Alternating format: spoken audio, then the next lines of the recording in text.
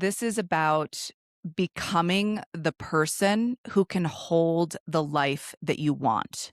Because the truth of it is that everyone out there in the world, they say that they want more. They want more income, they want more impact, they want a bigger life.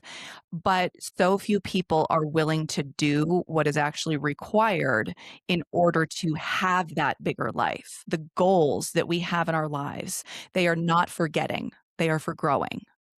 And we think that we want all of the stuff that our goals are going to get us. And Get it's not us. on it, like, of course, the stuff is great. The stuff is really fun. The stuff is fun to play with, but it's so true that who we become in the process of that getting is the real gift of all of the desires that have been planted inside of us. It's all here for us to grow. This is The Becoming, a podcast about the sacred and powerful journey of awakening and becoming who you truly are. We're your hosts, Kate and Judy Moon. As a mother-daughter duo with many years of experience in coaching and personal transformation and lifetimes of wisdom between us, together we explore what it truly means to come alive, living with deeper meaning and purpose, breaking generational chains, reclaiming freedom, and guiding the soul's return to wholeness.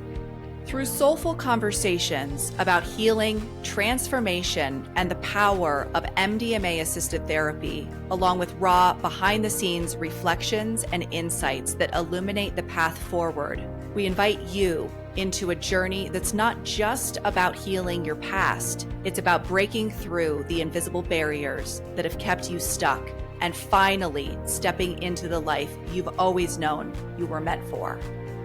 Whether you're in the middle of a heartbreak, an awakening, a breakdown, or a breakthrough, you're not alone. This is The Becoming. Hello and welcome back to The Becoming with Kate and Judy. We are thrilled to be back with you. Absolutely. Thrilled and alive. To be honest, it's been a bit of a hot minute since we have recorded on our sides. I don't even know what has been released or what is scheduled to be released. It kind of doesn't even matter, but we haven't been in the hot seat in a minute. But here we are today. We are. We're hot, Kate. We're in the hot seat. So we were in Italy for a fabulous trip. That was late October. Early November. Into early November. You got to stay for 3 weeks. I did. I came home a week early. So that was phenomenal. And then we've had some stuff going on in our personal lives, which we will be sharing as it becomes pertinent in what we hope are the coming months. Yes. But then you had a little bit of an adventure, Jude, right before Christmas. I did. It was that rendered you unable to show up on camera. No one would have wished to see me on camera. No. So share with everyone what happened. You and I were rocking and rolling up Atalaya Mountain. Our favorite hike in Santa Fe. The favorite hike in Santa Fe that I've been hiking for like over 25 years. Yep. The elevation is about 1,400 feet. Yep. And we got to the top.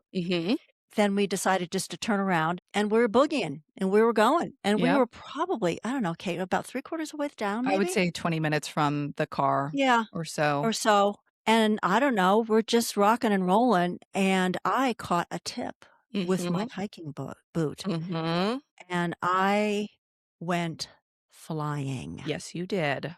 And I went flying into an outcropping of not just rocks, but like boulders. Jagged boulders. And it's kind of been my worst nightmare, honestly, for years. I mean, you can't even imagine what it would be like to, you're rocking and rolling down and moving and then face plant into boulders. Into boulders. Yeah. Yeah. This is why we hike with poles. Some people kind of tease us about it. And it's like, no. and also this hike, I think has actually become more technical because it hasn't been very well maintained. There's been a Oh, it's lot of rain, so the shale has become worse, and your footing is actually not as good as it has been over the years on this particular mountain. It's just become, like, a little just more technical. a lot more technical, Yeah. and it's not groomed at all Yeah. because the water, the rain that we've had has just washed everything down And we won't that go into all the gory details because it was pretty gory, to be yeah, honest. yeah. But, Jude's is a total badass, and we actually an angel came down the mountain about 5 minutes after this happened, who she used to volunteer for search and rescue, and she helped us get down the rest of the mountain. So Jude's hiked down the rest of the mountain with, like, her hand over her eye, I mean, bleeding, with and that face plant, Kate, I just remember hitting that rock and going, "Okay, so this is not good." "I'm I not mean, okay." That was the no, first no. thing you said is, "I'm not okay." And I lay there for a moment, put my hand over my face. My sunglasses broke On your face. on my Yep. face. Gave you a Yeah, nasty cut. She yeah. got 10 stitches above her eye. So we You ended look up going fantastic now. You've really healed amazingly. well, no one would have liked to see this horrificness, but at No. any rate, we're here. We're here, so, what was a little bit scary is going and getting a CT scan and just keeping our fingers crossed. So you got a CT scan and it was totally Yep, clear, X-rays on your hand. I mean, and my knee. yeah, Yep. your knee. You probably may have even fractured a rib, but you walked out of I this. Like, you're walked just out a of little it. mountain I goat, know, ladybug. I know. Anyway, I'm just thrilled that we get to be, first of all, alive, and secondly, we're here. These are the moments that make us pause in life for sure and really reflect on the things that could have happened and be Mhm. so incredibly grateful for the outcome that we've had because both of us, I mean, honestly driving you to the ER, Yeah. I was just thinking about Natasha Richardson who fell on a bunny hill, Skiing. skiing and died later that day. And so it's like, Yeah. life is incredibly precious. And these moments, like it's kind of like when you have a minor car accident or even like, a major car accident, you walk away from it and you're like, oh my gosh, I have been so protected. I am so grateful. So we're grateful to be back with you. And again, we've had a lot going on in our personal lives Mhm. and a lot of growth, a lot of Mhm. expansion in our own lives. And so the topic that we wanted to bring is one that's been very apropos in our lives. It's been very up for both of us. And this is really around expanding the vessel. This is about becoming the person who can hold the life that you want. Because the truth of it is that everyone out there in the world, they say that they want more. They want more income, they want more impact, they want a bigger life. But so few people are willing to do what is actually required in order to have that bigger life. And And the truth of it, Kate, is that I'm not sure. this is about becoming the person who can hold the life that you want. Because the truth of it is that everyone out there in the world, they say that they want more. They want more income, they want more impact, they want a bigger life. But so few people are willing to do what is actually required in order to have that bigger life. And And the truth of it, Kate, is that I'm not sure everyone actually knows what is required. And this is why we're having this conversation today, because it is about expanding ourselves in order to be able to be the person to be able to hold that good, hold that income, the number of clients that somebody might choose in their coaching business, the the visibility. visibility to be able to really manage what that does to even the nervous system about Absolutely. who we need to become. Totally. We've talked about Jim Rohn on here before, but what he always would share, I mean, he's one of like kind of the grandfathers of personal I development. think He was he is the OG. yeah. So he was Tony Robbins' early mentor. But anyway, he was such a great man. And he would talk about if you want more, then you have to become more. And he would also say, if you get $1 million, you better hurry up and become a Become a millionaire. millionaire. Yeah. Exactly. Yeah. And what I love about that is that it's, again, everybody wants to get more, but they're not willing to become more or do the things that will actually get them the moreness. That's the piece, Kate, Yep. that is really key, that they're not willing to take the actions that are necessary to become more, not just to get more, but to become more. Mhm. And that's when we talk about expanding our vessel, expanding our capacity to become the human who can actually hold more Yeah. for that bigger life, to Yep. become more, have that vessel to be able to contain it. So, one of the best examples of expanding our vessel that we've ever heard is the analogy of a light bulb. So, if you have a 60-watt light bulb, there's only so much energy that it can conduct and actually illuminate. So, it can only shine so brightly as a 60-watt bulb because just the vessel that contains this bulb can only bring that much electricity, can actually only conduct that much electricity through it. So then if you have a 1,000-watt light bulb, the capacity is so much larger, and what it can illuminate and what it can conduct, the electricity, the capacity inside of it is so much larger. It's so much greater. Exactly. It's so much more expansive. If we want more in our lives, we have to expand our vessel. We need to become the 1,000-watt We bulb, do. light bulb. Or at least be in the journey of the becoming Totally. of that 1,000-watt light bulb. The best way that you and I have ever found or experienced to expand the vessel is through discomfort. You don't expand your vessel without being No. uncomfortable in the process. No. And I think everybody wants to, again, who doesn't want more impact, more income, More money in the bank, a more bigger life, clients. all of the things. But nobody really is signing up for feeling uncomfortable. Right. It's really in the action that we take. Like, we are never going to be ready, because if we're actually ready, that means that we're comfortable. We're And never going to feel we're ready. never going to feel ready. Exactly. We're never going to feel ready, because that's where it's in the discomfort that we expand our vessel. It's not in the comfort zone.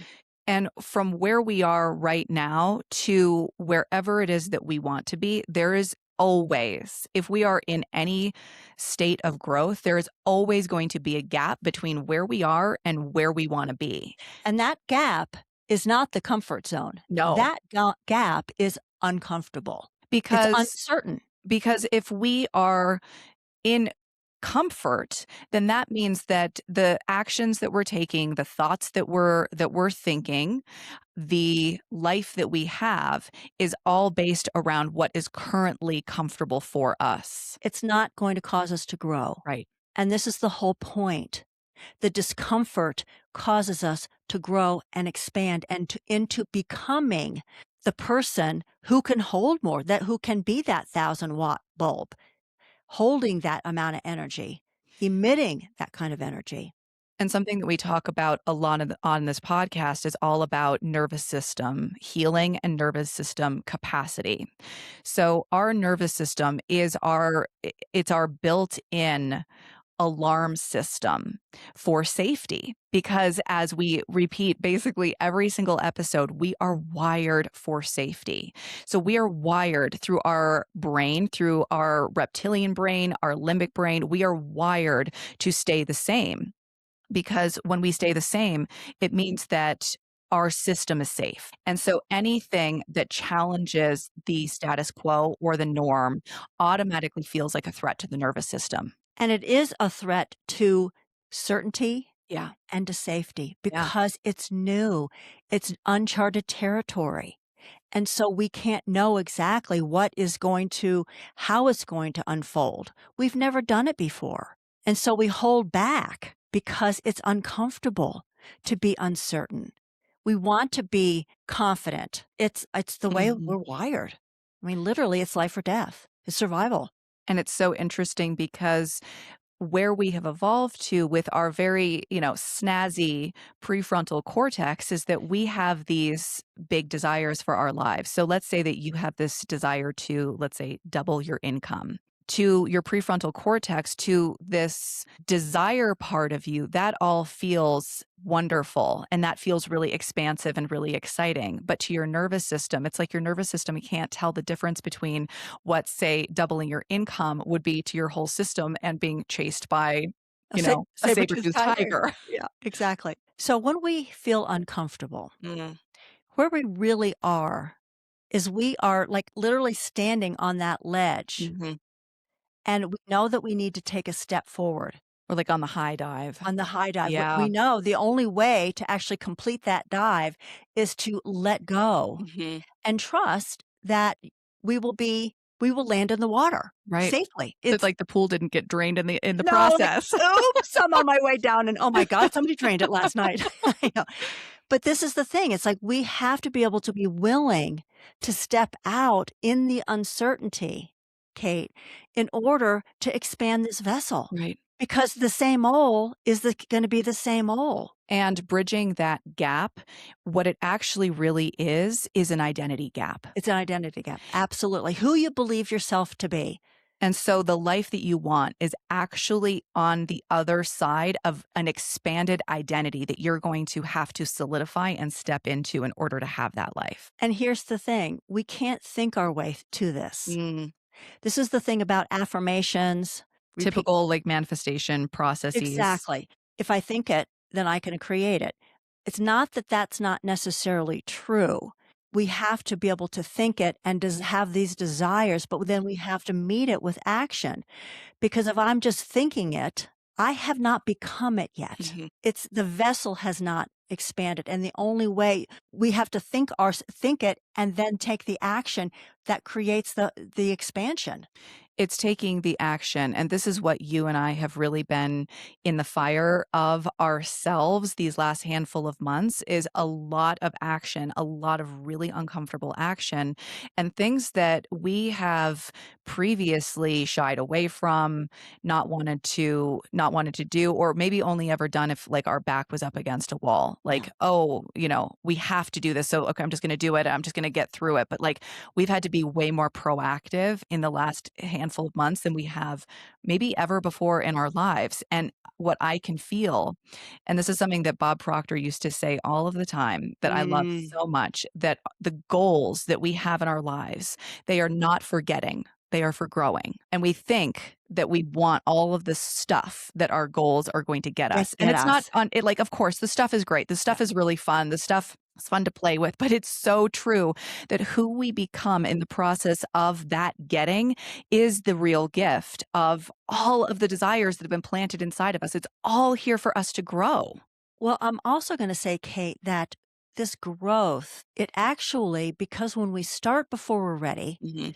with our perhaps knees shaking, but we step out in faith Yeah. because there's a part of us that just is willing to step into it and say yes to it. Mhm. And I'm not sure exactly what that juncture is. Is it desire? Is it a commitment? Is it decision? I mean, I think it's all of it. D, all of the above. Yeah. And getting to a place where if I want a bigger life, this is what's required. Right. I also happen to believe that the greatest catalyst tends to be pain. Absolutely. Discomfort Discomfort. actually in the comfort zone, that, like, our current life has become unmanageable, Yeah. intolerable. Yeah. I think pain is the greatest motivator. It can be the greatest gift. It can be the greatest gift It doesn't because feel like a gift in the no. moment, but it can be that it's rare that you hear a story of someone who has completely turned around their life and has stepped into the greatest success possible without there being this decision moment, like a basically like a "fuck this shit" Yeah. moment, and I've had plenty of those. We've had We've quite a had few "fuck this plenty shit" of them. moments. And so I'm just gonna say that decision moment is not just one decision, it's decisions all along every single day. Right, It's enrolling yourself right back into that decision every single day. right. And sometimes, we need, like, a break from it. but it's coming back, it's coming back, it's coming back to that same decision and taking the actions. It's not gonna happen up here in the head. It's gonna happen in the action. And so going back to this whole concept of starting before you're ready, I think a lot of it too is that over time, the more that we start before we were ready.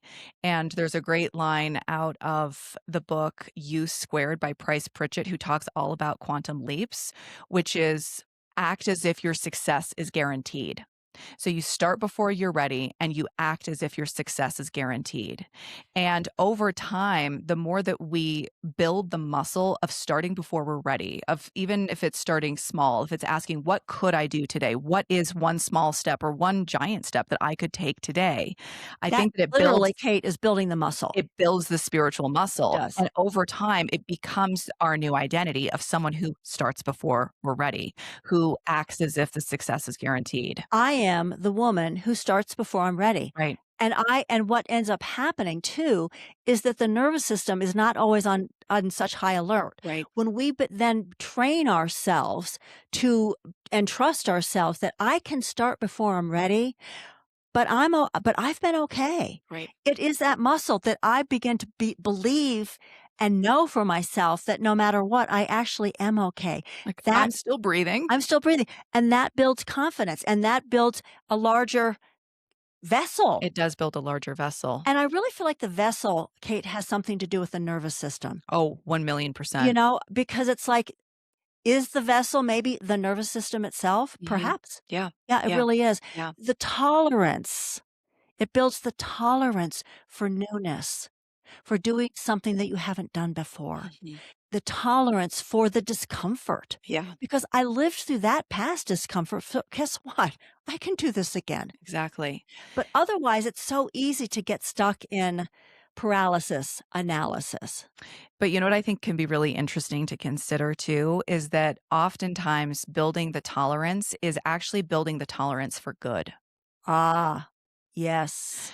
Because That's identity too, Kate. it is. That And I think that for those of us who experienced significant or even small t trauma, that Mhm. there is a holding back on the reins. There is a lack of trust in life or the universe that good things that they're going to stick around, It's an that identity. It's ultimately an identity. it is an identity. Yeah. And so the more that so a lot of this for, people who have had really challenging past, a lot of this is actually growing the vessel and the nervous system capacity to allow more and more good to flow in.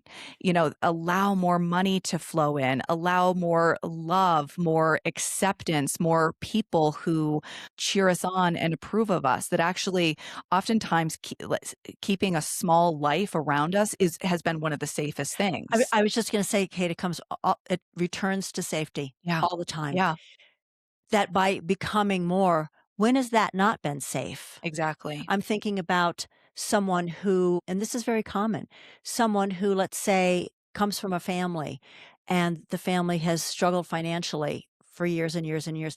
And this person has a great career Really affluent. and Suddenly this is making, way outside the paradigm. it's way outside the paradigm. And the family then becomes dependent, an Mhm. expectation Yep. on that one individual to support the whole family. Right, right. And so you kind of wonder, so why one might not want to take on that responsibility to care for the whole family Exactly. because it's not safe. Right.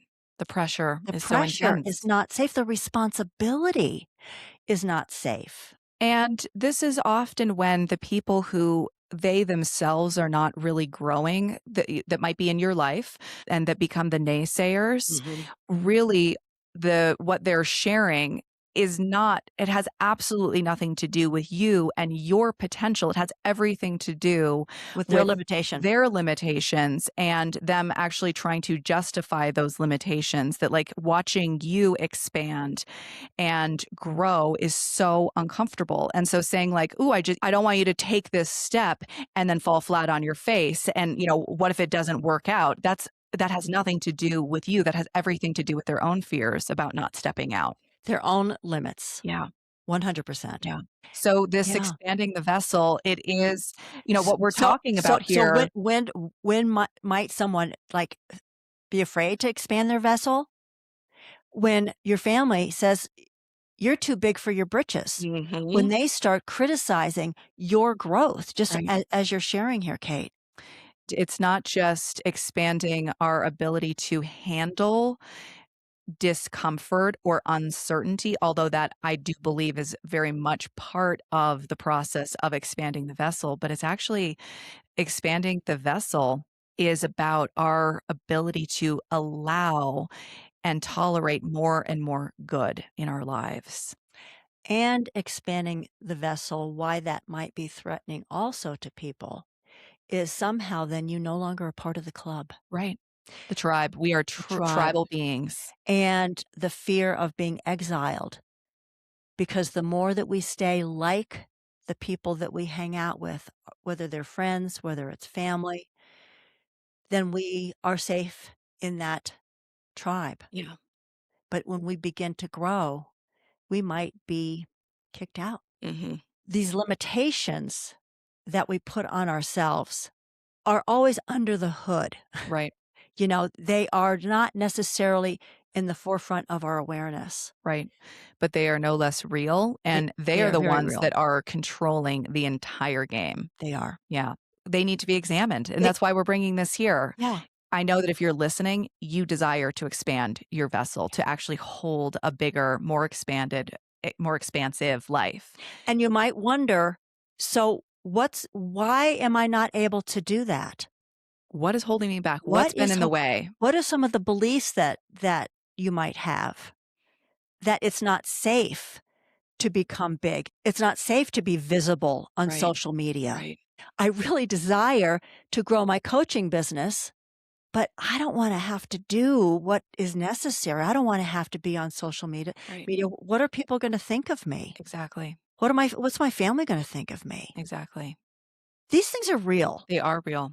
This is not just these things are real, and they really hold people back. They can 100% completely sabotage someone's great ability to step out into the world and make an amazing contribution and to live a great life themselves. So we really have to look at square in the face and see, who are we giving power to? Mm. Like, if we have a great desire to do something in our own lives and to grow personally, notice what we're noticing, that we are handing over our power and our good to somebody else's narration.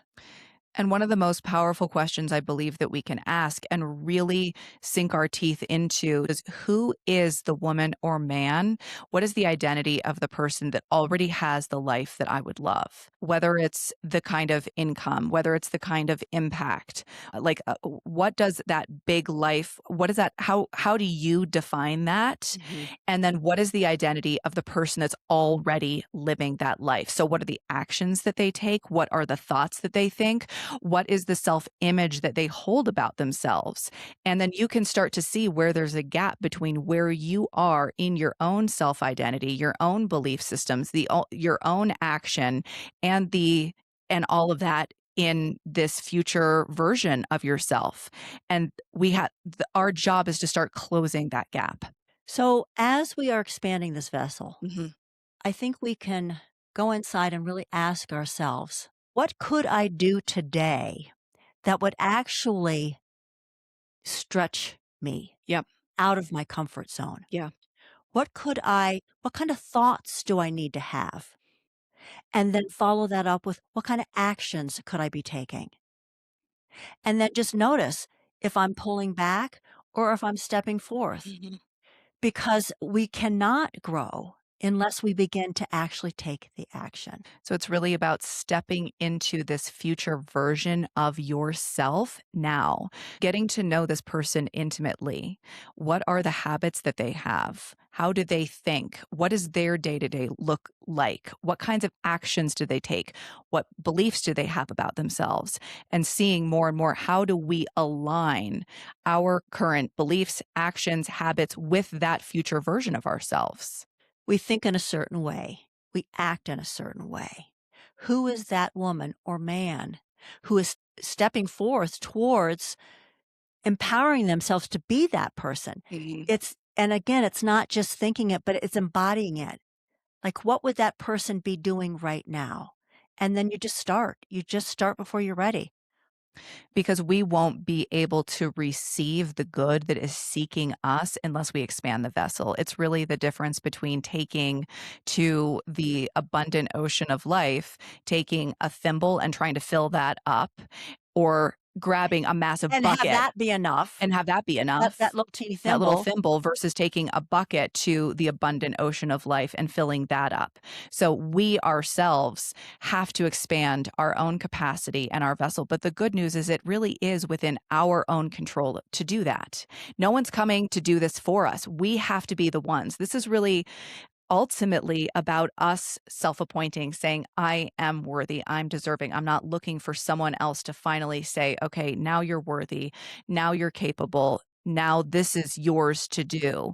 We have to decide that and claim that for No ourselves. one's coming to save us, because the whole point here is Mhm. becoming more of a person of increase in the world, Yeah.